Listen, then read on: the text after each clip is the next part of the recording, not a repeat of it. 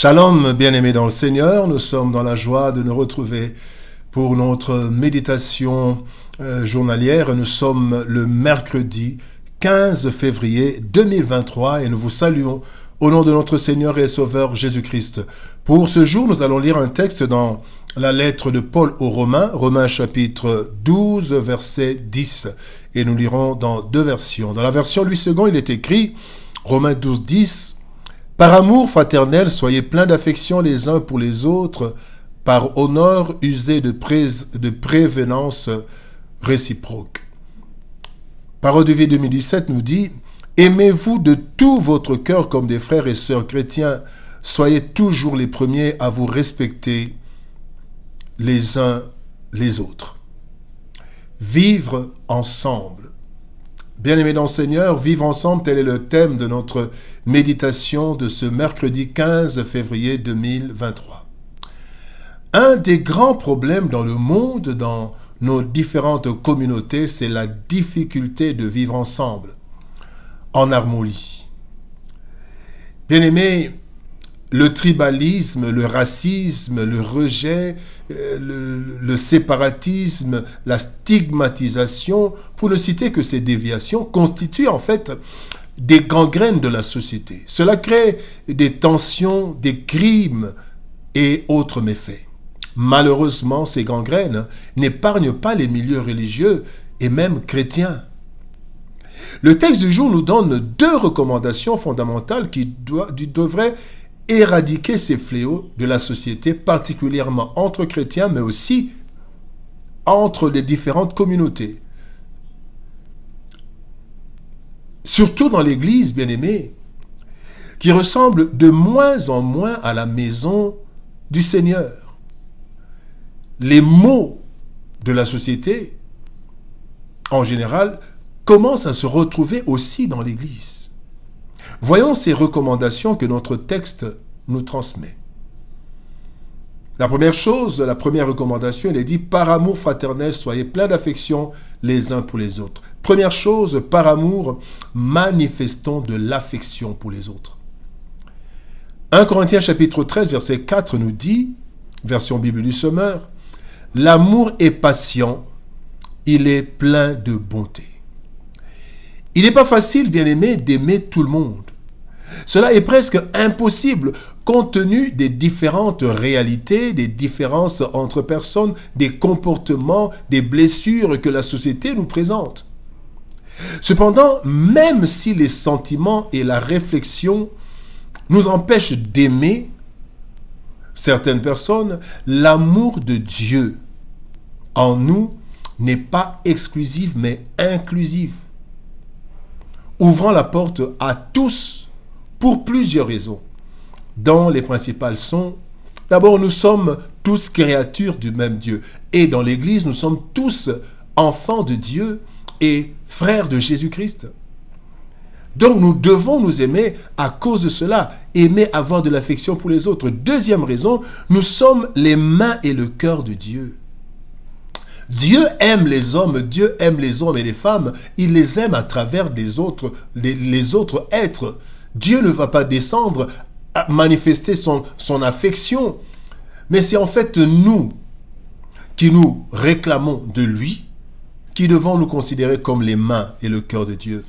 Troisième raison, bien-aimé, l'affection pour les autres attire l'affection des autres. Quand nous avons l'amour et l'affection pour les autres, cela attire aussi l'amour pour nous.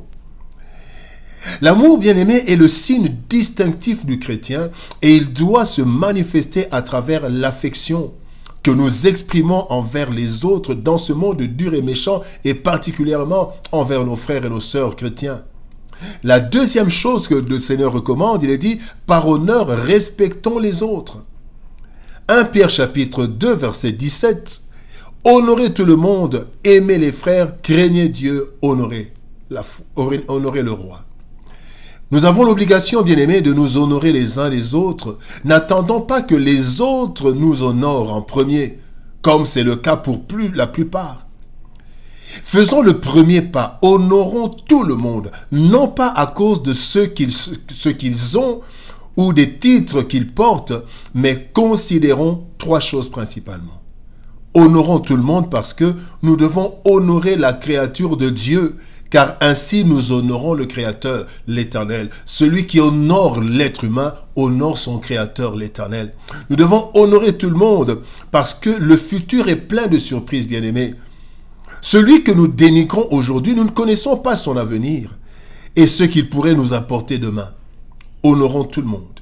La troisième chose, c'est que nous devons, l'honneur que nous désirons, bien-aimés, doit être réciproque. En honorant les autres, nous semons l'honneur que nous allons moissonner plus tard. Bien-aimés, nous devons, par honneur, respecter les autres. Respectons tout être humain, quelle que soit la personne, quel que soit votre niveau. Respectez, quel que soit notre niveau, respectons les autres, même ceux qui sont à notre service, qui sont de la basse classe, selon nous.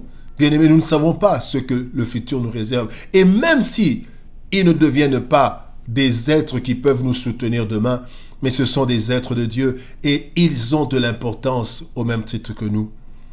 La troisième chose que nous voulons voir, bien-aimés, œuvre du Saint-Esprit et de la parole. Matthieu 19, 26 nous dit, Jésus les regarda et leur dit, aux hommes cela est impossible, mais à Dieu tout est possible. Tout ce que Dieu nous demande est possible avec les capacités qu'il met à notre disposition. Deux soutiens de taille pour aimer et honorer les autres. D'abord le Saint-Esprit. Dans Actes chapitre 1 verset 8, il est dit, vous recevrez une puissance, le Saint-Esprit survenant sur vous, et vous serez des témoins. Le Seigneur sait combien ce qu'il nous demande est parfois difficile.